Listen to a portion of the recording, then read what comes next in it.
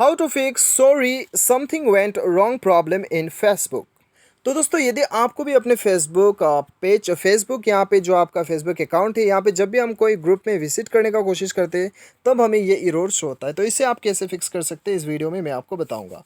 तो दोस्तों इसके लिए देखिए, सबसे पहले तो आप अपना इंटरनेट कनेक्शन को एक बार चेक कर लीजिए। कभी कभी ऑटोमेटिकली ऑफ होने की वजह से प्रॉब्लम हो सकता है और हम अपना इंटरनेट कनेक्शन चेक नहीं करते, ठीक है।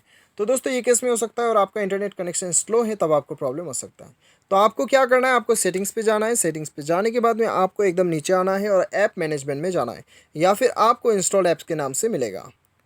और उसके बाद दोस्तों यहाँ पे आने के बाद में आपको ढूंढना है फेसबुक ऐप, उसके ऊपर क्लिक करना है और यहाँ पे आपको फोर्स स्टॉप कर देना है इसे, और स्टोरेज यूसेज में जाना है और क्लियर डाटा कर देना है और इसे क्लियर कर देना है। ये क्लियर करने के बाद में आपको बैक आना है। बैक आने के बाद में आपको परमिशन पे जाना है और ये सारा परमिशन अलाउ करके अपना मोबाइल को एक बार रिस्टार्ट करना है। रिस्टार्ट करने के बाद में आपका प्रॉब्लम सॉल्व हो जाएगा। Thanks for watching.